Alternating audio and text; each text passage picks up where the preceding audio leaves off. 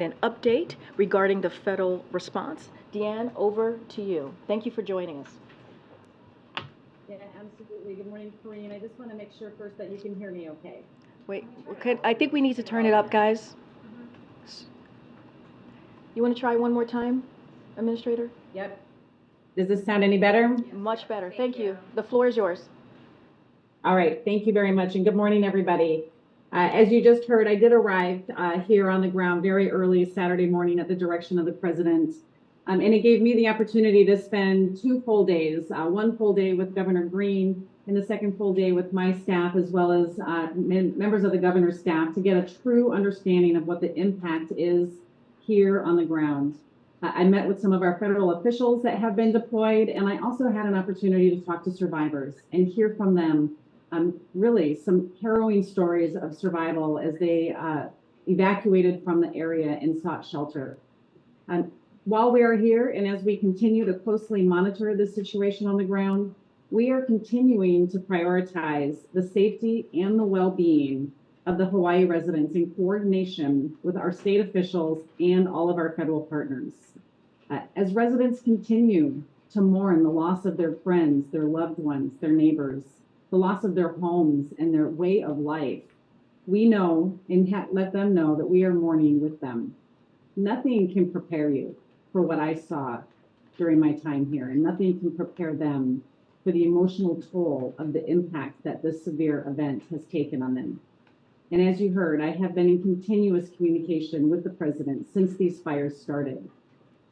I have been giving him updates and his team updates, letting him know what the federal family is doing to support everything that Governor Green has asked for.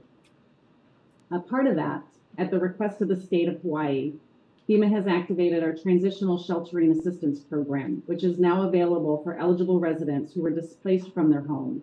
This is FEMA's hotel program, and this will allow them to move from shelters into pre-identified hotels or motels temporarily as they develop their long-term housing strategies. This is in coordination with the governor, as he has also stood up a program to provide Airbnb rooms or other hotel rooms to support residents. And we will be working in close coordination with each other to make sure that everyone finds a temporary solution as they begin to develop their plans for rebuilding. We're also focused on getting funds into people's hands so we can help with some of their critical urgent needs. This is called Critical Needs Assistance, and it provides $700 initially to provide food, water, first aid, medical supplies, other just critical needs that they need right now. This is in addition to what they will also be able to be eligible for in cash assistance for the loss of their homes or the loss of their personal property. So I encourage anybody who has not registered for FEMA assistance yet to go to disasterassistance.gov or contact 1-800-321-FEMA to get into the system and start this process. We also have over 300 personnel on the ground. Many of those can help you also register, as we understand that connectivity is still scarce in some areas. The response and recovery efforts, I just want to note, in Hawaii are going to be a whole of government approach.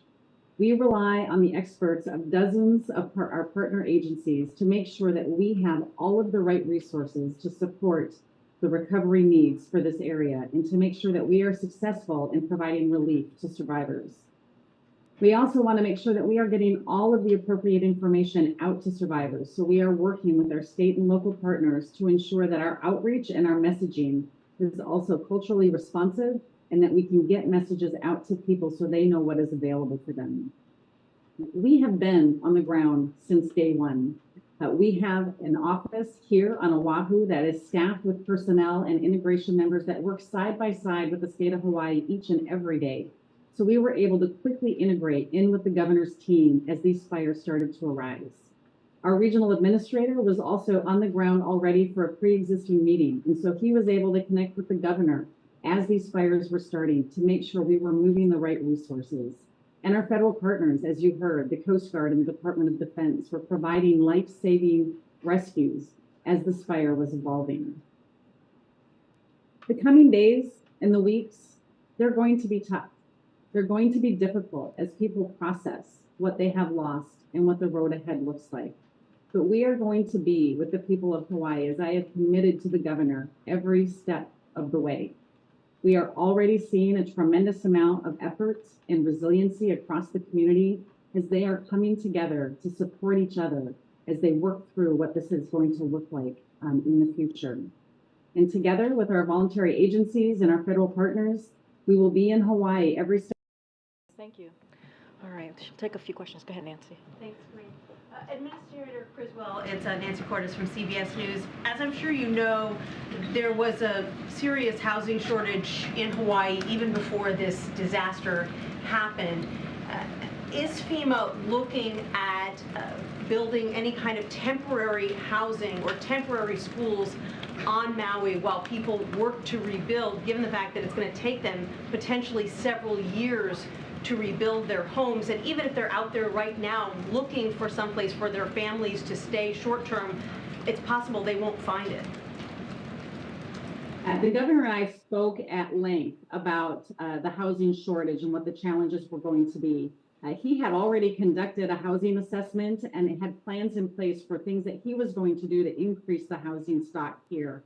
What that's going to do is it's going to give us a place to start from, because he already had plans in place on where he wanted to expand housing options. And we can combine that with our federal programs to help make that a reality. This is going to require every tool that we have in our toolbox. We are not going to be able to rely on all of the traditional programs that we do in the continental United States. And so we are working very closely with the governor to better understand all available options, whether that means longer term we bring in tiny houses or our transitional housing units to help him create the communities that he wants. We're not taking anything off the table, and we're going to be very creative in how we use our authorities to help build these communities and help people find a place to stay for the longer term. And then I know that it's difficult to get staff and resources and equipment from the continental U.S. to Hawaii in an expeditious manner, but do you believe that you now have the staffing that you need to do a house-by-house search of the disaster area, looking for the deceased in an expeditious manner? I mean, as I said in my opening remarks, we have an office right here on the island. And so that allowed us to integrate immediately. And it was through that coordination that we were able to move our initial urban search and rescue teams very quickly to get into the area and begin the process. As we have learned what the extent of this search and recovery mission is going to look like, we have sent more personnel as well as more cadaver dogs to come into the area. And they are working in conjunction with the Maui Fire Department and the Sheriff's Office to make sure that we are doing this in a very methodical way, but one that is also very respectful of the community, to make sure that we find everybody that is unaccounted for. And so I do believe that we have the right amount of personnel on the ground integrating in with the local officials to do this. And what's your best estimate of how long that process will take? We had some initial estimates of how long it might take, but this is a really complicated situation. The dogs can only work so long because of how hot the temperatures are. There's also hot spots, and so we have fire crews that are helping to cool down the area so the dogs can go in there. I'd hate to give an exact estimate because we want to make sure that we are precise and methodical and respectful as we go through this. Go ahead, Steve.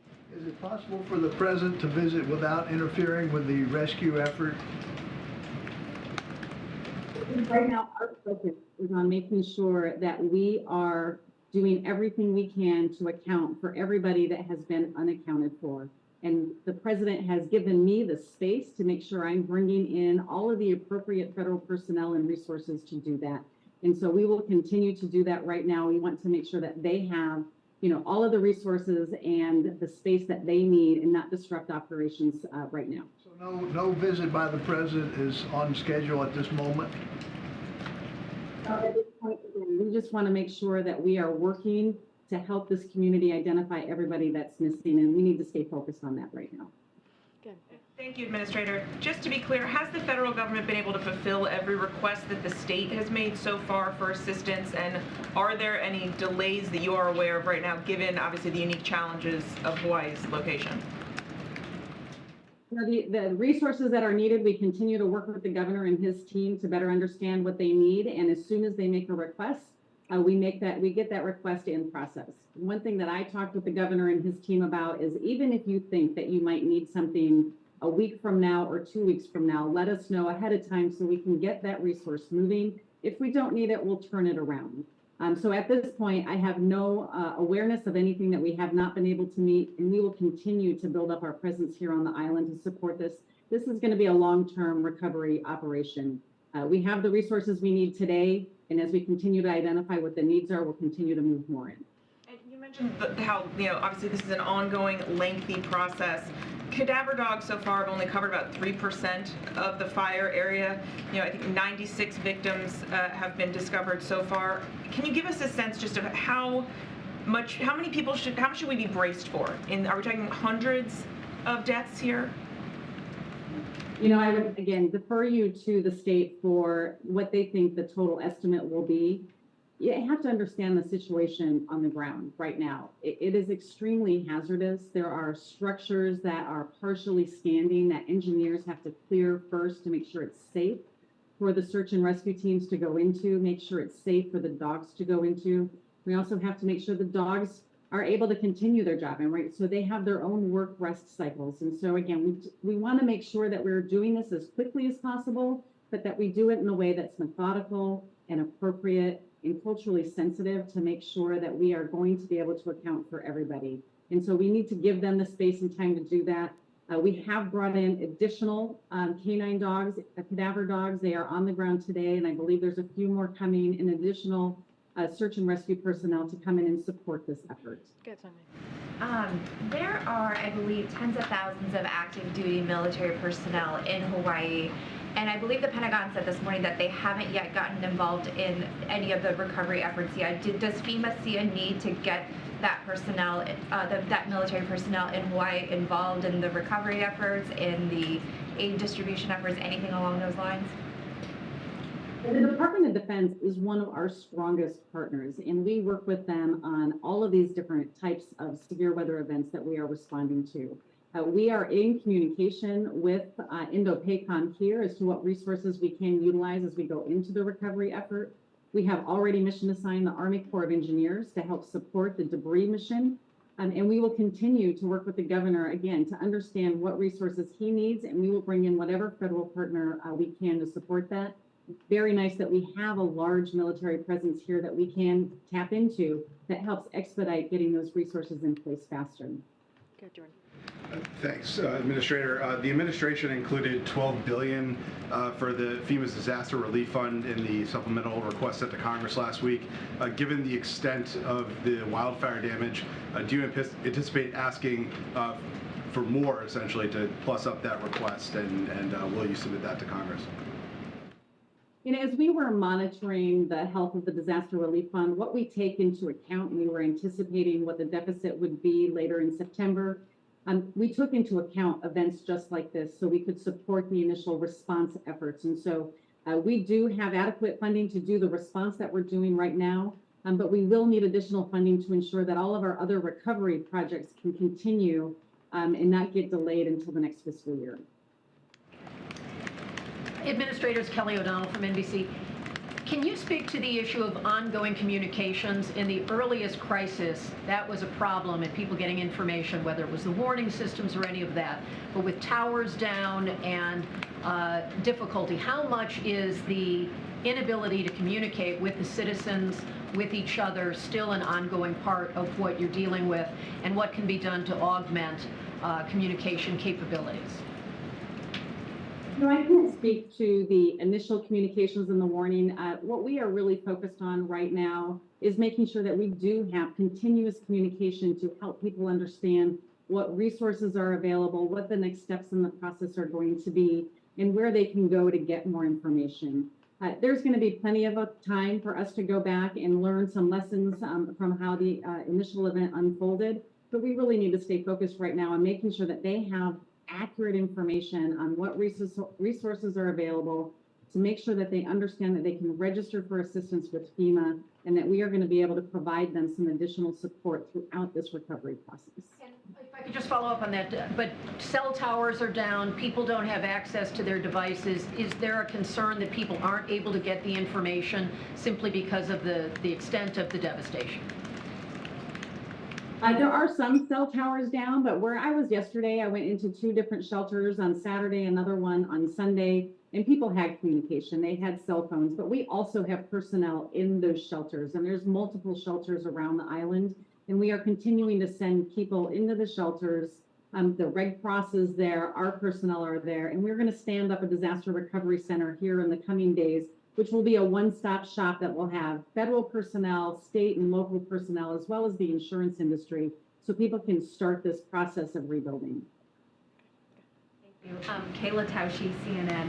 On funding, FEMA's own estimates have suggested that even just part of the recovery could cost north of $5 billion. Where are your estimates currently, and how much are you communicating to Congress and the White House that you'll need for this recovery? There are a lot of reports out there right now talking about what they think that this potential what the potential cost of this disaster is going to be. FEMA has not put out any initial estimates. I think that there's a lot of other reports that are out there. It's really far too early to tell what the total cost is going to be. But as we continue to get better fidelity on the impact, as we can get into the area and assess the true extent of the infrastructure damage, that's when we'll have a better idea of what the total cost will be. But we really have to ensure right now that we are doing everything we can to account for the missing and make sure that it's safe for our responders to go in there and do this additional work. And as you account for the missing, as these search and rescue efforts ramp up, do you have reason to believe that there are any survivors who aren't currently accounted for? I hate to speculate on that. I mean, I think what we're going to find is people that have relocated somewhere and they're going to get reconnected with their family members. And sometimes it's just a matter of making sure that we can make that connection. The state has set up a family assistance center to help with that process. But as far as the area itself, what we're going to be doing is really looking for those that were left behind and making sure that we have our teams in place to help find those remains. Okay. Way in the back. Referring to reports about the activation of the warning sirens early on, do you anticipate there will be an investigation of this? And then when we look at other cities across the country that may be facing a similar threat due to increased vegetation, dryness from climate change, is there a preventative plan in place going forward for those cities after seeing what has happened in Hawaii? I mean, I would defer you again to the state on what they're going to do to evaluate the response to this situation. As you know, as a emergency management and first responders community, we always want to look at the lessons learned so we can improve. As far as the vegetation piece, there are a lot of things going on. We currently, as directed by Congress, have a wildfire commission that has been meeting to provide recommendations to Congress on what we can do to support the building resilience within the wildland-urban interface. And that report is due to Congress later this year. I think it's going to have some really good recommendations and suggestions on what we can do. All right. Thank you so much, Administrator. Thank you for all that you're doing, and thank you for joining us today. All right. Thank you, Karine. Have a great day. All right. Safe travels. Okay. So just as a reminder for for all residents out there to continue listening to the state and local officials and register for disaster assistance. And this is a website that the administrator just shared with all of you, and I'll just repeat it, www.disasterassistance.gov. Again, www.disasterassistance.gov, and we will be in Maui supporting the survivors of this tragedy, as you just heard from the administrator, as long as it takes, providing all the resources needed for recovery. But before we go on, I have a couple of more things, and then I'll get to your questions. As all you know, on Wednesday is the first anniversary of the President signing the Inflation Reduction Act into law. Throughout the week, the President and his administration will travel across the country to recognize the impact of this historic historic law.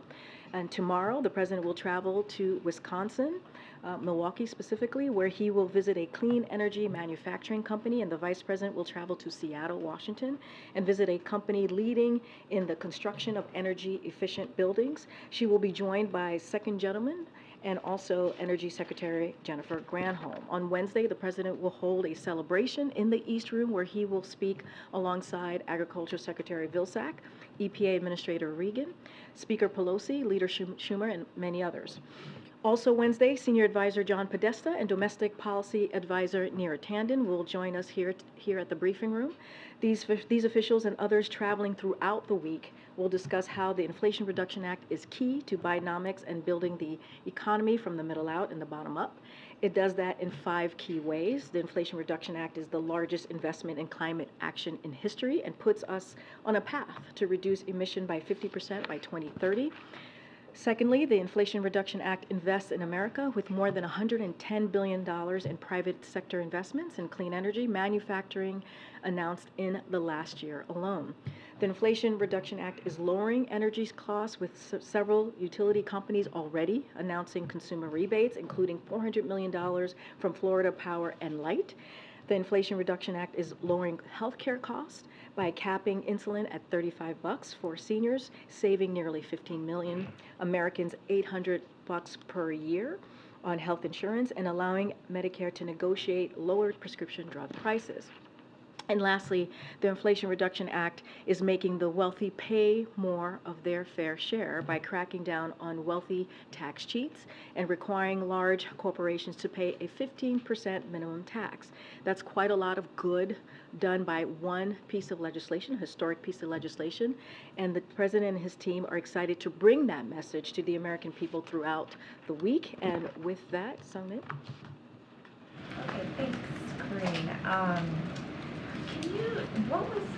Can you discuss at all the president's personal reaction to, as a father, of the special counsel being appointed to continue the Hunter Biden probe? So let me just first say, and you've heard me say this before, that this case was handled independently by the Justice Department under leadership of a Trump-appointed U.S. attorney, as you all know. This is consistent with what the president has been saying for a long while now, going way back to his campaign days, that he would restore the Department of Justice independence from political interference from the White House. And this is, want to make sure that we continue that. Since the White House hasn't been involved, just to be clear again, certainly I would refer you to any questions about this specifically to Department of Justice and certainly to Hunter Biden's personal representatives. I will say this, and you've heard this from the president, is that he loves his son. And he is proud of him overcoming his addiction and how he's continuing to build his life, but I don't have anything else to add to that. And I wanted to follow up on his statement on the negotiations with involving the UAW that he issued earlier today. And can you discuss a little bit more why the president felt compelled to issue that statement now? We have a month out. Is he concerned about the pace of the negotiations and that the prospects of a strike are increasing? So look, the president, the White House has fairly regularly urged employers and unions to continue negotiating in good faith to reach an agreement that benefits both sides. And this is what certainly the president is doing with this statement. He feels strongly that the transition to a clean energy economy should provide a win-win opportunity for auto companies and also union workers. That is what is stated in his, certainly in the statement that you saw from the president, because he truly believes that. And again, it is fairly regular that we do this, and so as we have said many times, the president believes in collective bargaining, and that's what we want to see here. Thanks, Karine.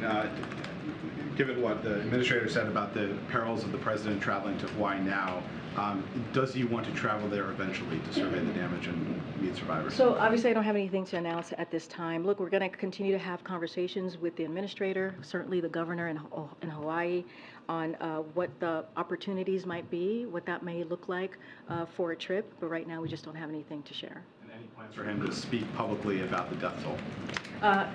You'll hear from the president You've heard from him already on Thursday. Certainly you'll hear from him, continuously this week as he's going to be traveling tomorrow. I just don't have anything to share on that. But look, this is something that the president clearly is deeply concerned about.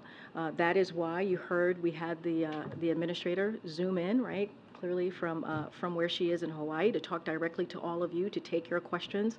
You heard from her. There's more than 300 personnel, FEMA personnel on the ground. There are more than a dozen federal agencies who are taking actions, and that is including the Coast Guard, the U.S. Navy. You heard me say that at the top, the Department of Defense. And FEMA has staged more than 50,000 meals, 75,000 liters of water, and thousands of cots and blankets. And we're going to continue to be available to them. We're going to continue to do a whole of government response in Hawaii and Maui specifically to make sure that they have everything that they need.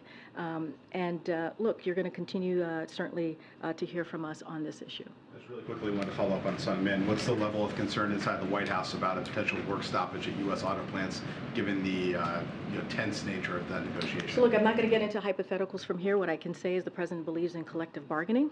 That's what he continues to encourage. That's what the statement basically lays out. And we saw how that worked well, right, with the Teamsters and UPS. They were able to come to the table and come to a mutual beneficial agreement of both sides. We saw that with the West Coast ports. We've seen this many times before play out, and that's what the president wants to see. That's what he supports. And we're just going to have to be hopeful and be positive that they will come to an agreement. The president told donors that China is a ticking time bomb and that China's growth rate is about 2%.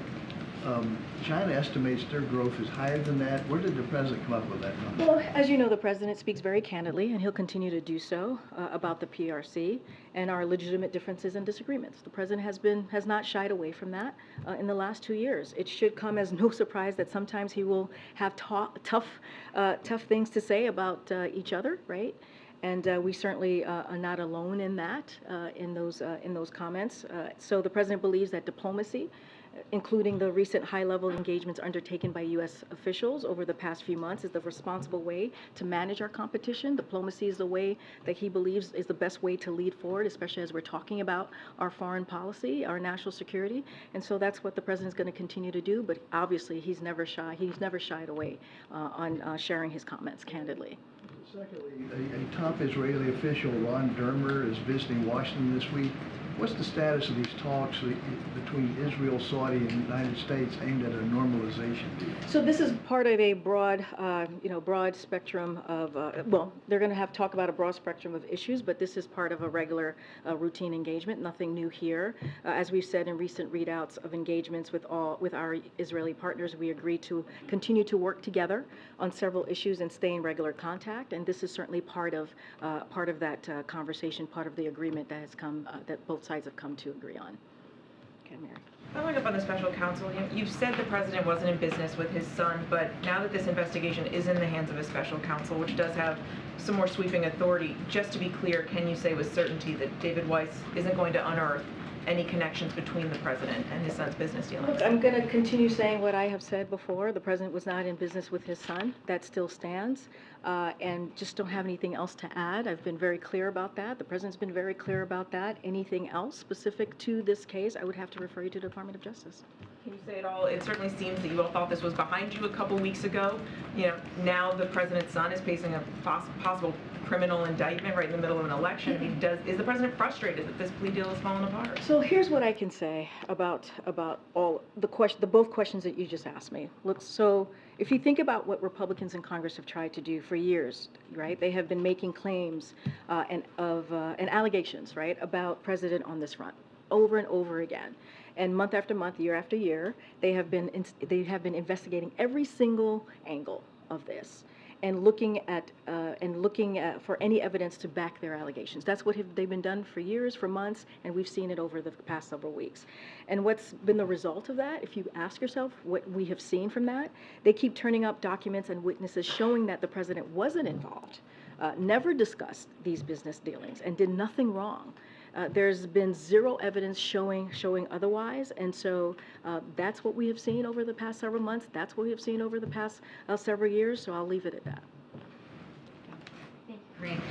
There's been plenty of criticism over Weiss's appointment as special counsel from the folks who criticized the plea deal he pushed through that was later rejected. But now the attorney for Hunter Biden also suggested that if special counsel Weiss brings any more charges than have already been brought, it would be because something other than the facts and the law have come into play, suggesting that he could potentially buckle to political pressure. So you've had criticism coming from a lot of different areas over Weiss. How can the White House assure people that the case involving the president's son is being handled fairly? Anything that has been stated or said by Hunter's representative, I would have to refer you to his representatives. That is not something that I will respond to. What I can say, and I've said it at the top when I was first asked this question, is that the Department of Justice is independent.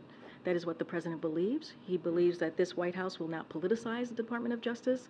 This was done under the leadership of a Trump-appointed U.S. attorney, as you all know. And so I'm not going to add anything else to that. White House support Weiss going before Congress to answer questions for the sake of transparency? That is up to the Department of Justice. Okay.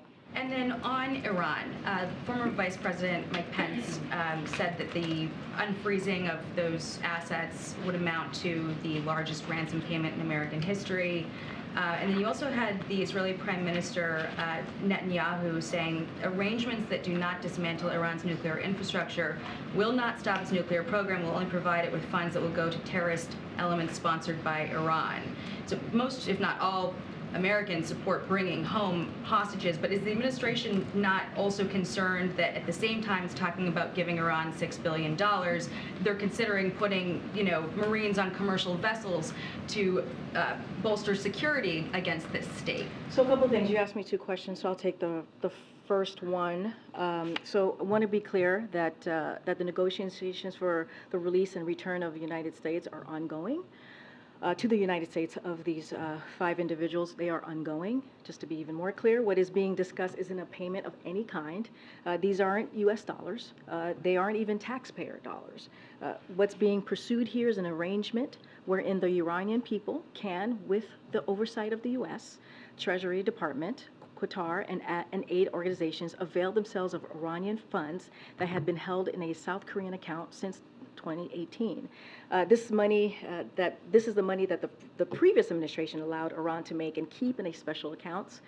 They let Iran spend billions of dollars of it and got nothing in return. So the only thing we've discussed with Iran is a process through which these funds could be assessed for humanitarian purposes. We have fully visibility about where the money was going and for what purpose. We are discussing a good deal here. We'd still limiting how they can use their own money through this deal. The Iranian people, with whom we have no quarrel with, must just get a break from the oppression and the hunger and the poverty the regime in Tehran has inflicted upon them. So want to make sure that's really clear. As it relates to the nuclear deal, this positive step is not linked to any other issue. This is not about anything else. And we have not changed any aspect of our overall approach as it relates to Iran, which continues to be focused on deterrence, pressure, and diplomacy. As I said earlier, diplomacy is a really important part of how the president likes to move forward when it comes to foreign policy. And this is about bringing home these U.S. citizens, reuniting them with their loved ones. That's what this is about, nothing else. Harm the U.S.-Israel relationship at this very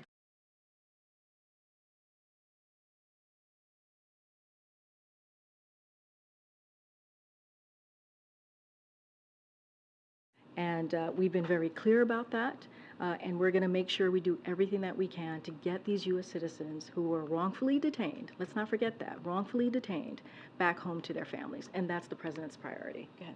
Karine, thanks. 2 questions about the border. Congressman Castro was calling on the White House to end all cooperation between Customs and Border Patrol and the Texas Department of Public Safety until after the Justice Department's lawsuit is concluded against the state. Does the White House have any response to that? I don't have a response to that. I just know that, as you know, the Department of Justice is dealing with the legal aspect of this. Don't have any response to the congressman. And then also, if there's any comment on a 3-year-old migrant child, died while traveling on a bus chartered by Governor Greg Abbott that was going from Brownsville to Chicago. Well, that's certainly a loss of any child is devastating and heartbreaking. So certainly our condolences goes out to the child's family. That is horrific news and horrific to hear that. You know, I do have to say, you know, Governor Abbott has an opportunity to work with us on this, on an issue that certainly is an important one for the American people. When you think about the border, when you think about dealing with a broken system, but what he continues to do is continues to move forward in a dangerous and taking unlawful actions. And it is undermining what we're trying to do, what the president is trying to do, trying to deal with a broken system in a humane way, trying to do it in a way that is effective. And we have seen his border plan management be effective. And it is unfortunate that he continues to do this. And it doesn't just put, sadly, young migrants at risk or migrants at risk, but it also puts at risk the Border Patrol, who are trying to do their job. And he gets in the way of that every day. And so I am very sad to hear about the death of this 3-year-old, certainly, and our hearts go out to his family. Has the president given any advice that he should not speak about Hawaii at this point? Because when he spoke the other day, he added that to planned remarks. The death toll is now roughly tripled. It's now the worst in history. He had an opportunity, he could have stopped by to see us when he arrived back. Do you expect that he will have any kind of standalone comments about the new level of loss and devastation? So you could expect to hear from the president on this issue. Clearly, it is something that is seen.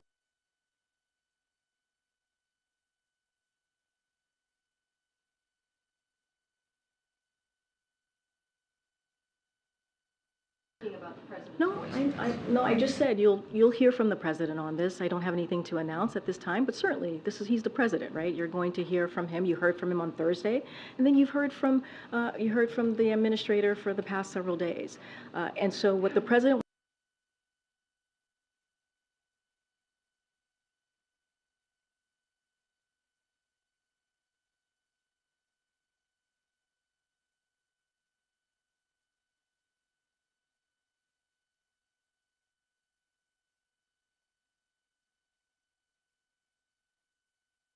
you've heard that there's 300 personnel on the ground, so this is something that the president takes very seriously. And you've heard from the governor of Hawaii saying how he appreciates the efforts and what we've been able to do from the federal government. Of course, you're going to hear from the president. Don't have anything to share at this time, but let's not forget, we did hear from him on Thursday, right, when he was in Utah ahead of talking about the PACT Act, which is, as you know, something, it was a year anniversary, an issue that is incredibly important to many Americans, and he took that time to speak to it. So I'm sure you'll be hearing from the president. Go ahead. Aside from the statement from the president, has President Biden spoken to any family members of wildfire victims or plans to in the future? I don't have any calls to speak to at this time, but I can say that, as you know, he's heard from the governor a couple times. He's been updated by the administrator a couple times over the past couple days, and he is staying in close communication and close touch with the administrator, and also his team is regularly updating him on what is occurring. Secondly, a number of Democrats and progressives have called for this moment to be labeled a climate emergency. Has the president considered that that justification, that label, for this instance? So a couple of things. I know he's been asked this question a couple of times. I've been asked a question a couple of times. This is a president who was taking the climate crisis very seriously. He has called it an emergency since day one, saying that it is climate change is one of the 4 crises that we had to deal with coming in. He had to deal with coming into the administration, and he sees it as an existential threat of our time. And for that reason, what he did automatically was declare climate as a basis for emergency action under the Defense Production Act. Let's not forget what that does. It set aside $500 million from DPA to jumpstart heat pump manufacturing and build out our electric grid. It deployed tens of millions more from DPA to stand up solar manufacturing and source critical materials for EVs, electric vehicles, and use DPA to restart a factory to produce equipment to fight wildfires made worse by climate change. So this is something that the president has taken very seriously. And if you think about the Inflation Reduction Act, as you hear me speak to many times, we're about to celebrate the 1-year anniversary of that, which has given the most investment in dealing with climate change than any other piece of legislation.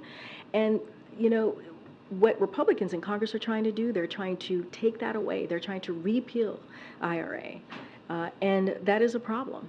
And so while we're trying to deal with this existential threat, this climate change crisis, the president is doing everything that he can to make sure that we're dealing with this in a way that actually leads to results, and that's what the president's going to continue to do. Hi. On Hawaii, has the president been briefed specifically on the issues surrounding the local response, such as the fact that the alarm didn't go off?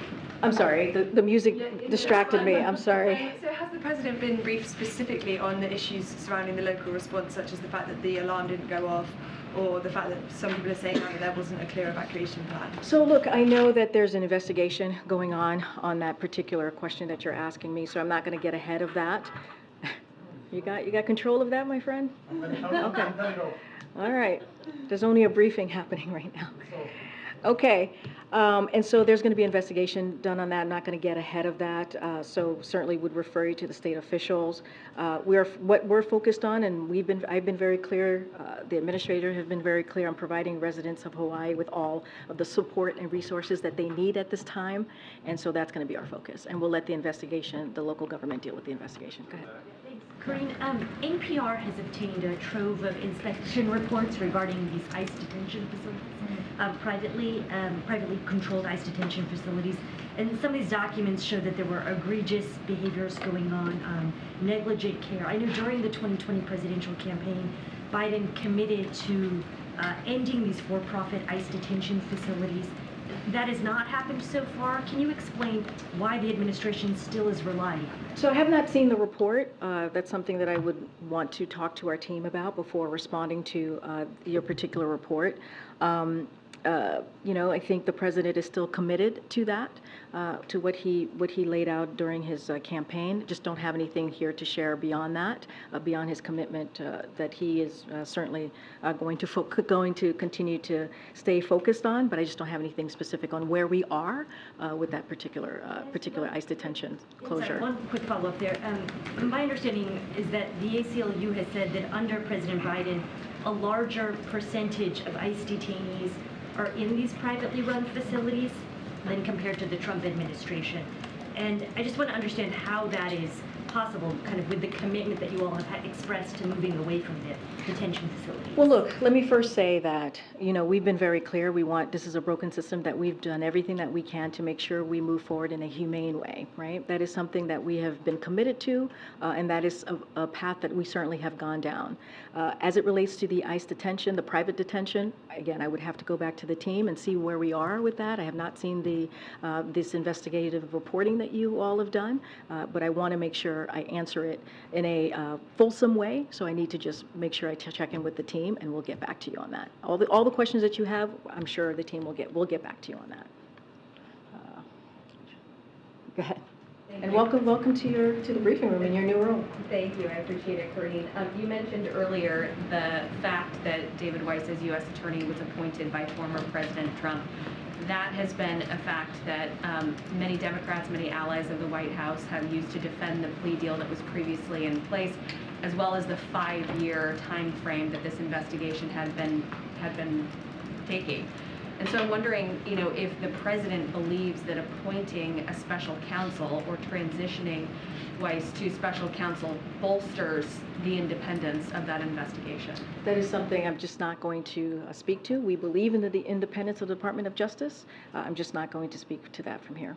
And on Hawaii, how does the White House respond to critics who have suggested that the president should not have been vacationing at the beach over the weekend as the Maui crisis became the worst wildfire in a century? So a couple of things, and I've said this multiple times. The president is certainly deeply concerned about the people in Maui, to the point where he has mobilized a whole of government approach here, as he has done many times to deal with these wildfires in Hawaii from the beginning. You've heard directly from the administrator. From day one, FEMA has been on the ground dealing with this. There's more than 300 FEMA personnel. We've talked about the 50,000 meals. We've talked about the 75,000 liters of water, the thousands of cots that are out there and blankets. And there is more than a dozen federal agencies who are dealing with this issue right now that we're currently seeing in in Maui, and it is a devastating sight. And the President and the First Lady has been very clear about offering certainly their condolences and making sure that we continue this whole of government approach. That is not going to stop. The President has also committed to being there for the government of Hawaii, the people of Maui, for as long as it takes. And sadly, we have seen this before. And so, look, you heard yesterday he received 2 updates from the FEMA administrator. Criswell was on, as she's on the ground, as you just heard. As the Governor Green stressed yesterday as well, within 6 hours of receiving Hawaii's request, President Biden signed a major disaster declaration and ordered all available federal resources in the state to help with the response. This as having provided amazing support for recovery, because the President was able to do that within those 6 hours. Senator Horino, who I said the President spoke to just last night, he thanked the President for the immediate support of federal agencies have delivered for residents of Hawaii, and so has Senator Schatz. Look, you heard from the President. I'm going to quote him from what he said on Thursday, which is he's directed what we surge support of these brave firefighters and first responders and emergency personnel working around the clock. I'm going to make sure the state has everything it needs from the federal government to recover, because the President is deeply concerned and is going to continue to be there for the people of Maui, the government of Hawaii, for as long as it takes, and that is his commitment. So should the American people be seeing the President on the phone, working the phones, talking to officials, rather than seeing him on the beach? You all have gotten full reports on who the President has connected with. You all have heard from us when the President has talked to the governor, you heard from me about talking to the senator, you heard directly from the administrator, and you've heard from the governor and the senators on the ground saying how much they appreciated the work of the federal government, the work from this President. And I think that matters. I think that matters that the folks who are on the ground, the elected officials, are saying that they're receiving the help that they need to deal with this devastating issue.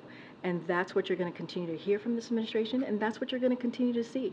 Again, the administrator was there for 2 whole days on the ground by the President's request to make sure that the government has what they have, the local government has what they have, the people of Maui have what they have, and that's what you're going to see. When you talk about a dozen agencies on the ground helping and assisting, more than hundreds of FEMA personnel, that's what matters. That's what matters to make sure that they're actually seeing on the ground the people who know how to work this, who know how to deal with these type of devastating events, who can be helpful to them on the ground doing just that by the request of this President.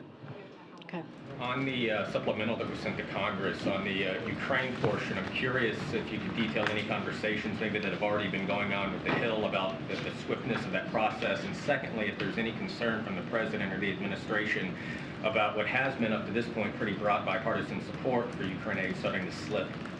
So we're grateful for the bipartisan support that we have seen on Ukraine since Russia's unprovoked war. We are grateful for it. It's been a full-scale invasion, as you know, from Russia. We are confident that that support is going to continue as we work together to make sure that the Ukrainian people have everything that they need to continue to fight bravely for their freedom. That is what we're hoping to continue to see, and we believe that we will continue to have that.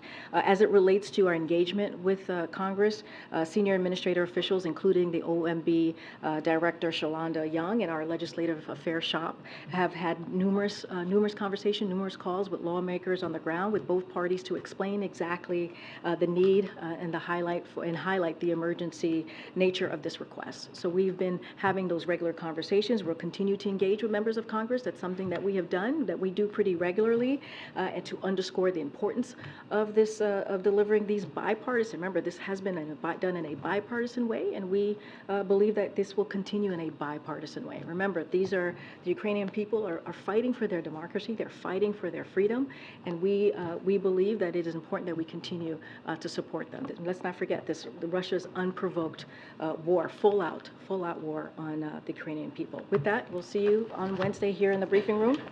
Thanks, everybody. Thank you.